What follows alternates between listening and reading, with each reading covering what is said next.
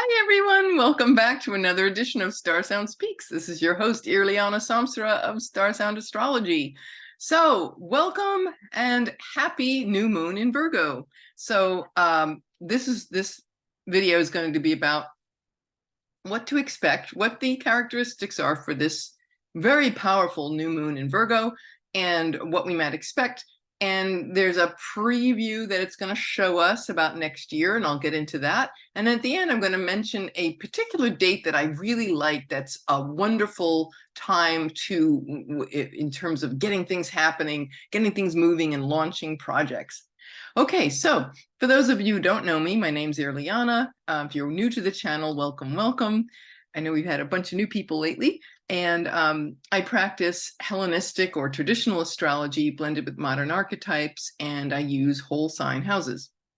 Okay, so for this new moon, it's at 21 degrees of Virgo, 58 minutes, and it is exactly 9:39 p.m. Eastern time, or of course, adjust your for your time zone. It could be in the Eastern Hemisphere tomorrow, the next day.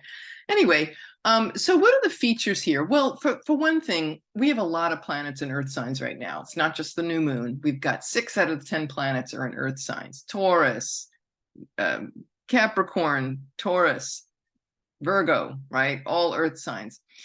This speaks to this energy for this new moon is practical, tangible, efficient, right? It's Virgo season, so it's discernment. It speaks to honesty and groundedness and efficiency, work, studious, virtuous work, self-care, humility even.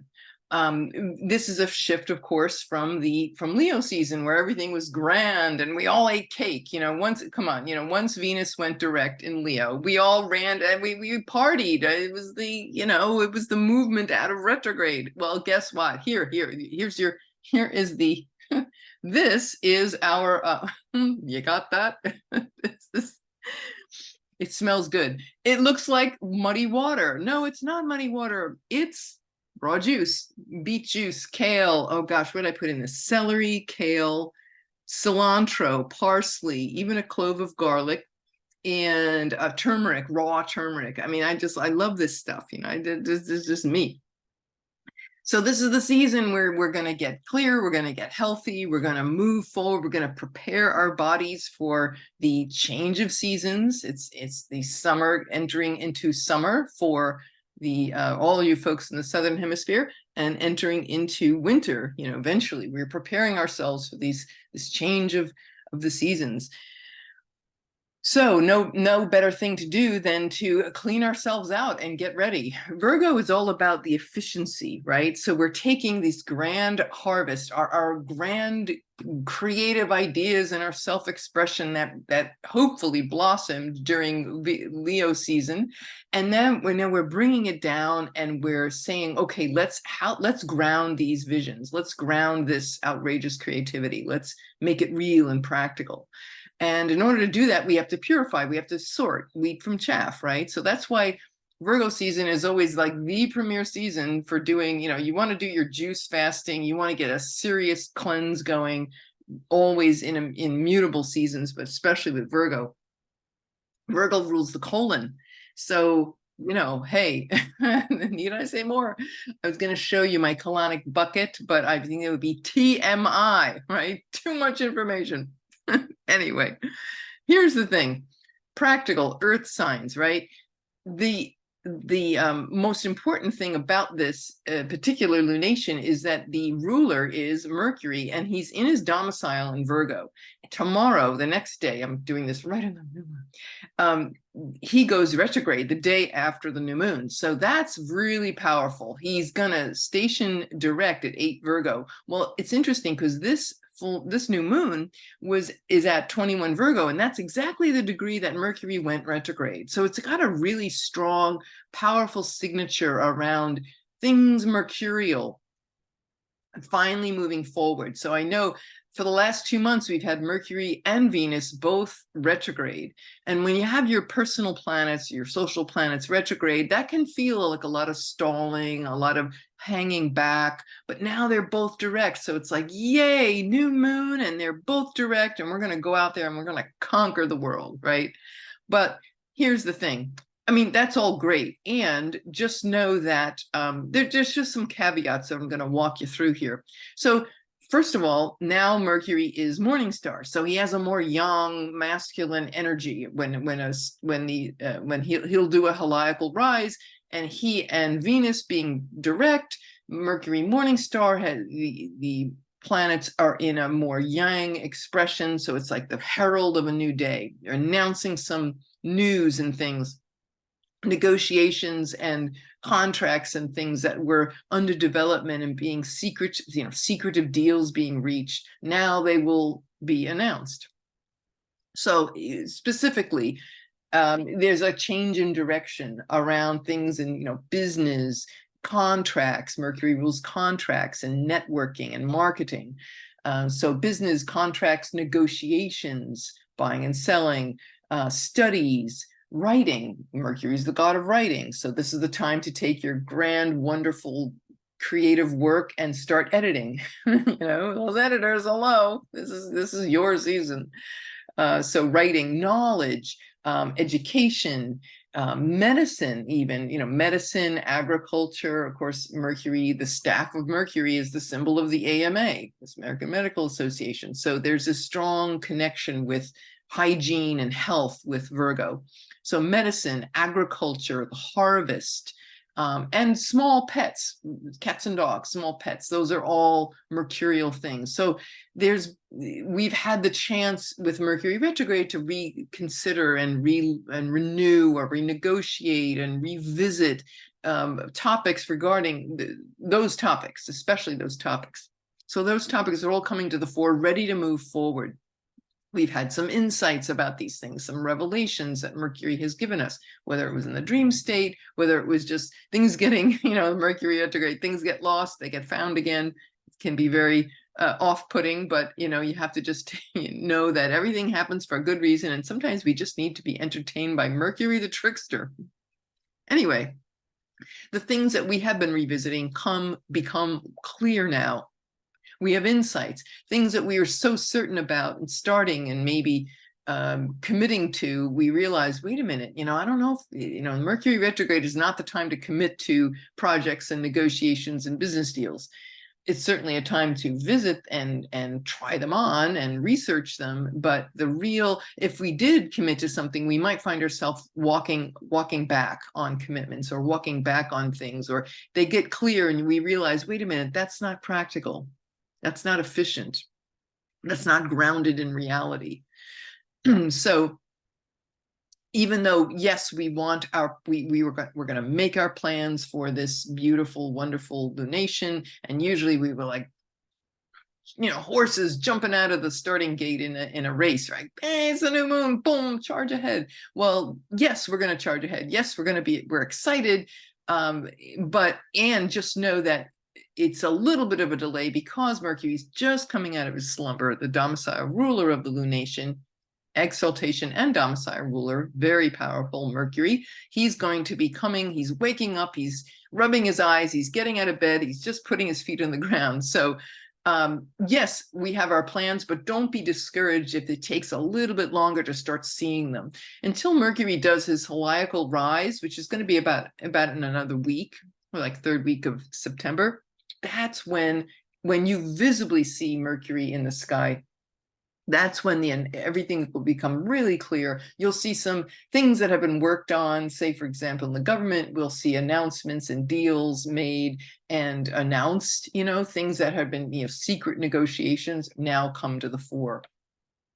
The other cool thing around this is that we have an exact trine with Uranus, overcoming trine from Uranus, now retrograde, Uranus in the sign of Taurus, making a beautiful trine to this new moon. So what can that bring us? Well, there's definitely some exciting insights and breakthroughs baked into this new moon. So it's this promise of, wow, you know, I have these realizations around my values, Taurus, right? My money, my values, the things that matter to me, and some insights that are coming to us, very much an internal process when a planet is retrograde. So we're just, you know, it's only been a couple of weeks, barely a month that Uranus went retrograde. So it's just that we're getting into this groove of having these ideas and things come to us, and the insights and revelations and all are ready, you know, are like, they want to be shared. Uranus wants to share these with us. And so the blessing of, you know, breakthroughs and insights and realizations around our values and the, you know, the people we hang with, and Taurus, right? And our values are even around the senses and our sensuality and our self-worth. So there's a lot of that can be a part of this new moon, some realizations coming. So that's all very exciting. And I would also say health too. I mean, I'm joking about my drink here, but honestly, I remember my spiritual teacher told us that the colon, which of course, like I said, is ruled by, you know, Virgo, it rules the colon.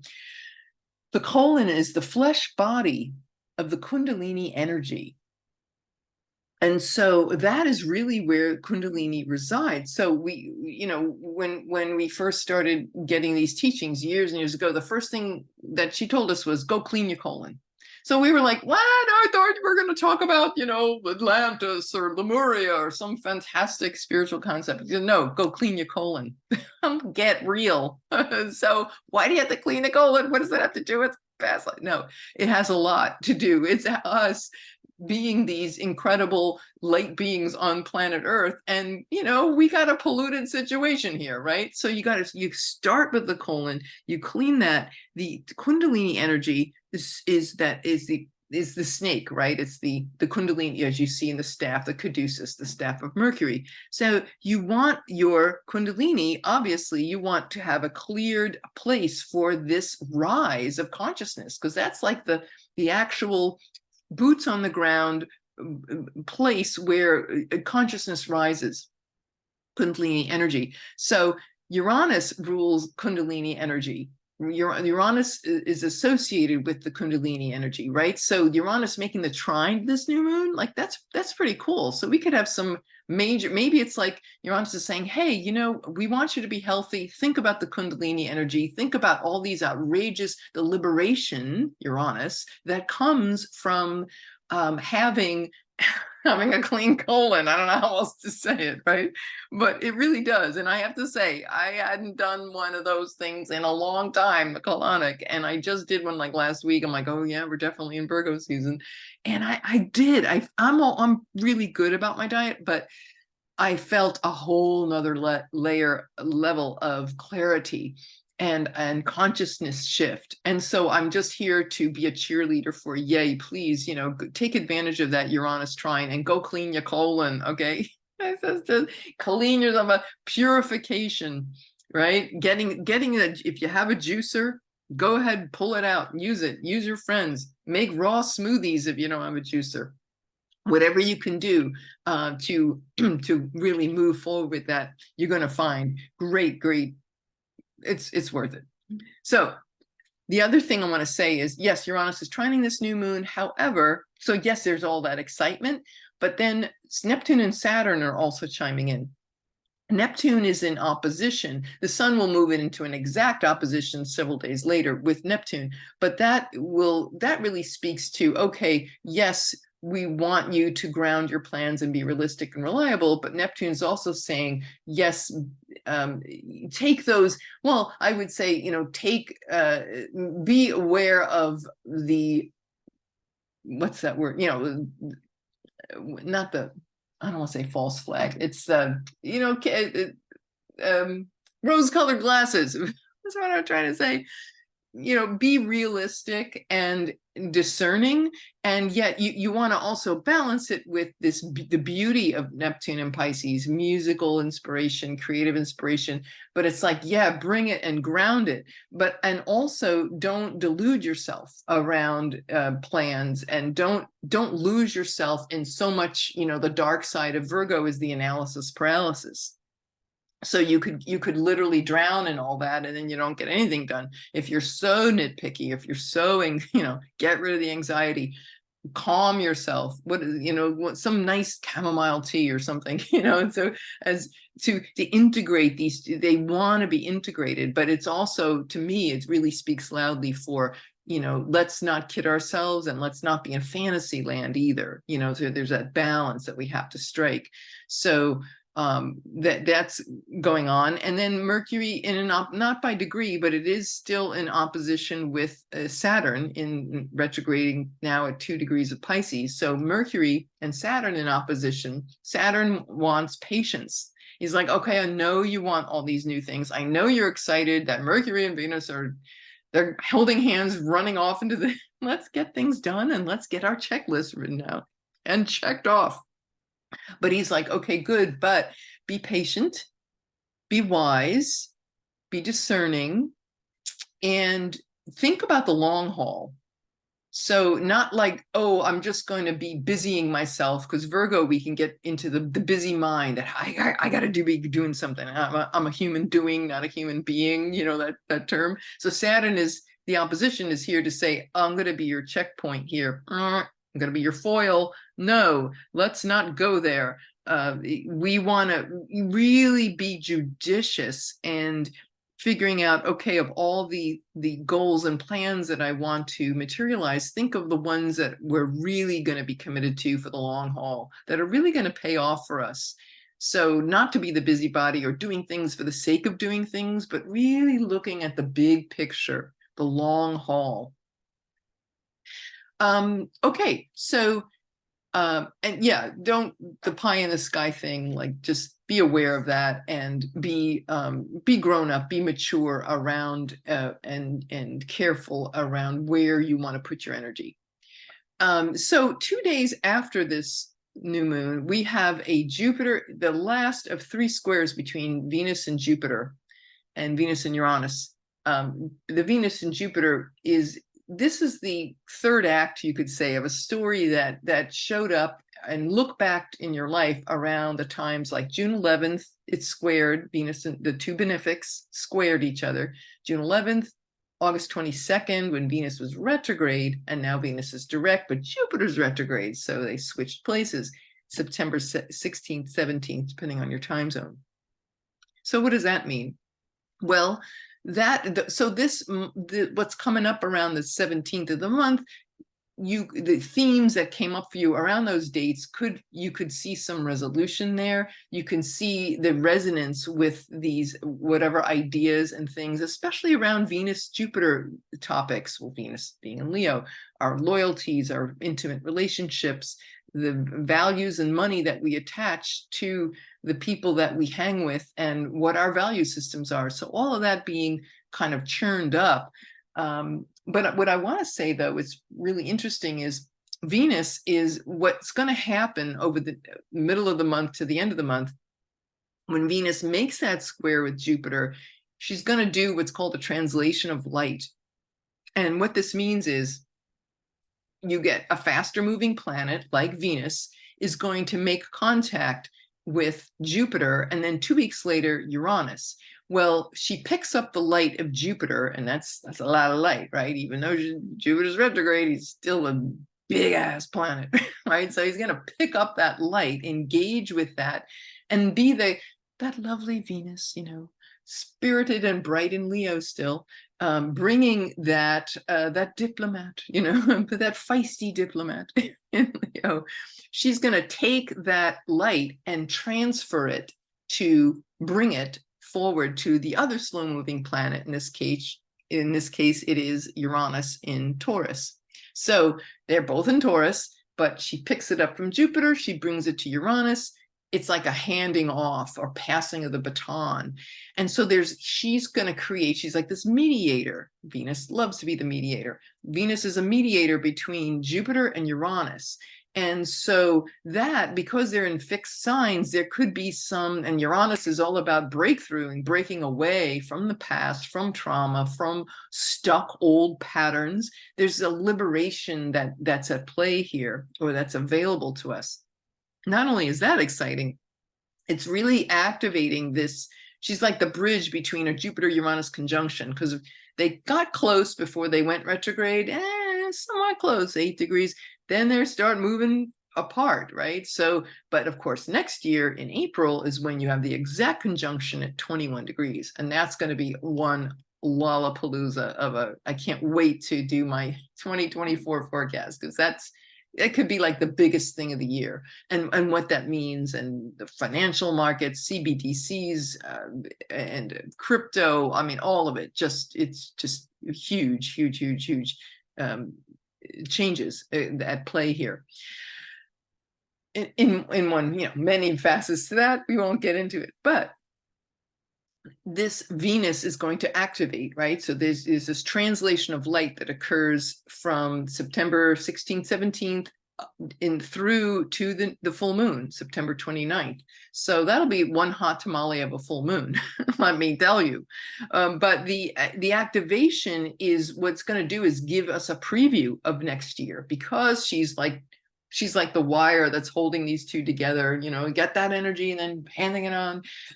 It's going to give us a preview of what's going to be available. So watch what happens in this regard, not only around the financial markets, I would say too, with Uranus ruling ETs and all. I think there's more to the story that's going to be coming out about ETs, and Jupiter is organized religion. So I'm thinking about the Vatican. I'm thinking about the Vatican Observatory in Tucson, Arizona. I mean, there's many places we could go with this. So it's all very stunning, exciting, unseen, unforeseen, lightning bolt realization, things coming out of nowhere, just some outrageous developments that can just shocking, right? Very volatile situations, very shocking.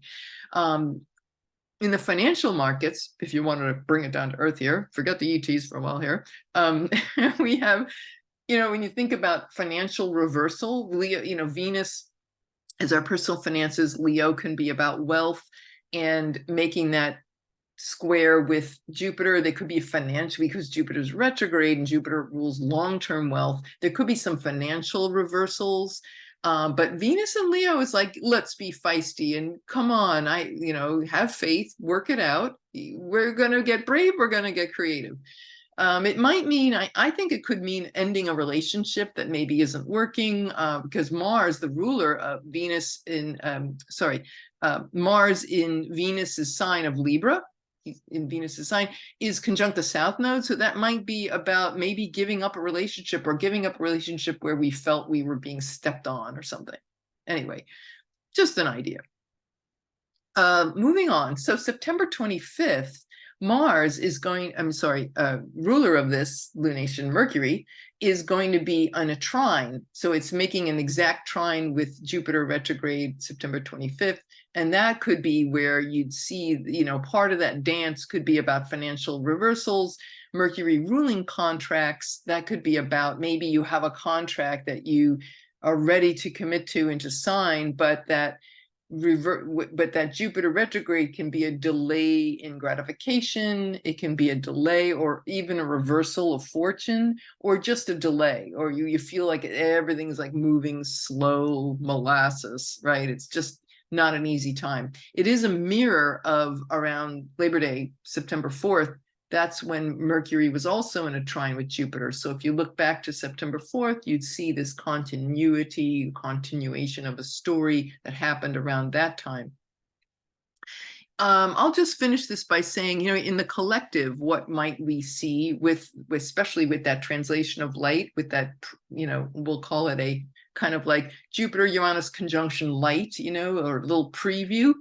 Weather disturbances. Obviously, we've seen when Uranus stationed retrograde in Taurus. We saw what the horrific tragedy in Maui with the fires and all that sudden, catastrophic event. But it can also be other weather. Just a Kilauea volcano erupted again. All right, when Uranus was at 0 Taurus, that's exactly the very day that the Kilauea volcano erupted. So nature is always going to reflect on Earth the movements of the heavens, and that is what happened when Uranus entered Taurus in 2018. Because it's such an earthy lunation here, there's a lot of earth energy. We could see, Jupiter and Uranus could bring an acceleration of things, of changes in, maybe there's some rapid unforeseen changes in temperature, weather disturbances. It could be electromagnetic, like sunspots or CMEs, coronal mass ejections from the sun that might break up or mess with the internet. I hate to say that. It's like, oh, please, no, not me, please. No, don't do that to our cell phones. No. But it could be solar flares, lightning, maybe trees or something getting struck by lightning. We've had very unfortunate, the Moroccan earthquakes, the Libya dam flooding, and the tragedies there. So our hearts and prayers go, certainly are with the people who are recovering from in Maui and Libya and Morocco and all places where people are really hurting. Earth changes are very intense. The last thing I want to say is, hopefully by the full moon, and I'll do a separate video on the full moon, but I'm hoping that maybe we'll get some breakthrough with the SAG-AFTRA strike, because when they went on strike, of course, one of them was that the Writers Guild went on strike first, SAG joined later, SAG-AFTRA. But when they joined, and I knew, I'm like, oh, this is not going to be settled anytime soon, because Venus was going retrograde in the sign of Leo, which rules the entertainment business. And I'm like, oh, forget it, right? That ain't going to happen fast. There's a lot of renewing and rethinking here. And then, of course, Mercury went retrograde. Well, now both of them are direct. So let's keep our fingers crossed. I'd like to see all those people go back to work. And a fair, it could speak to a fairness being compromised, being reached, so we hope. Mars in Libra, that's not a place where Mars is at home. He wants to be boastful and braggadocio, but maybe with Mars in Libra, it can be a good thing. It's not, exiles can be good here, people. It's like, hey, let's all use our passion to come to a really fair, equitable agreement. So let's just keep our fingers crossed on that one. Okay, last thing I want to say is I just couldn't help but notice that before as we know, this is the last lunation before the crazy, sitting in a Maytag washer spin cycle of eclipse season. So let us enjoy and have some goals set and enjoyed and reached and worked on before we get to eclipse season. It's coming faster than we realize. It's like a month from today, solar eclipse. But I couldn't help but notice for this lunation in Virgo that Joe Biden's Mercury is 21 Scorpio. And so it's an exact sextile in the USA chart. We have this lunation is in the 10th house of government, right? And so that here's this new beginning government. Regarding health, hygiene, I know there's been a lot of press coverage in the last year, especially in the last several months, around concerns about his health and about his memory and all of that. And I just happened to notice that exact sextile with his Mercury in Scorpio in the 12th house. And so who knows, just saying, there could be some, and especially with Mercury behind the scenes now, then in his heliacal rise in a few days, becoming like known, and maybe there's some agreements that they're working out here. And I know I already saw it on CBS News, interviewed Kamala Harris, and they said, well, if he can't serve president, and we, are you ready to become the president? And she basically was like, well, first, of course, she's very poised. And she's like, well, no, we're not going to, nobody's getting rid of Joe is basically what she was saying. But if it had to happen, I'm fine with stepping in. So I'm like, that's interesting, because of course I've been like a broken record saying this since the day they got elected, that he may very well not finish his term. However, she handled it very well. But nothing, I had never until that point the other day seen that. So I wonder if there's some communications and secret negotiations going on. 12th house is extremely secretive, and the sign of Scorpio is super secretive. And 12th house can be about nursing homes and places out of sight, and where sacrifice and such and loss. So just saying. Interesting too, that comet Nishimura, which only comes around every like 435 years. It already passed by Earth, so I don't think you can really see it anymore right now. But it will be at perihelion, September 17th. Perihelion means it's at its closest approach to the sun. So then it will move inside Mercury's orbit. I thought that's interesting. Oh, the ruler of this lunation, this comet is whipping through his territory. And at the same time, this is all happening with Joe Biden's chart. And I do have, one of the first indicators in astrology, people used it, wasn't for personal charts. Not for thousands of years did that show up. It was really divination and omens. And comets were always associated with the change in regime, whether a monarch, some kind of ruler. So I just couldn't help but think, wow, we had that comet Neowise in the year of the presidential election when Trump and Biden were running with each other against each other. And all right, it was orange flare. I'm like, okay, you couldn't get more, like, no more Donald Trump, because he didn't win. Change in leadership. So anyway, just something to throw out there. Just interesting that this is all happening at the same time. All right, well, that's all I have to say. And tell me, what are your plans? What do you want to do? Get your big checklist, your Virgo checklist, those big boxes, and then you get a pencil. So Virgo Earth, right? Use a lead pencil with wood. You remember those things? Pencils. Oh my God. I love pencils. I'm biased. Anyway, so tell me, what are you going to do with this big sheet of goals, with your checklist, and what do you want to check off the list this month? Leave your comments below. I love hearing from you guys. All right, that's all for now. And if you need a session to help sort this out for this year and into next year, I'm there for you. It's my work. I love it. I love my job. All right, my dears, big love, and we'll see you soon. This is Irlianna Samsara, StarSound Speaks, StarSoundastrology.com. Thank you all for listening. Namaste.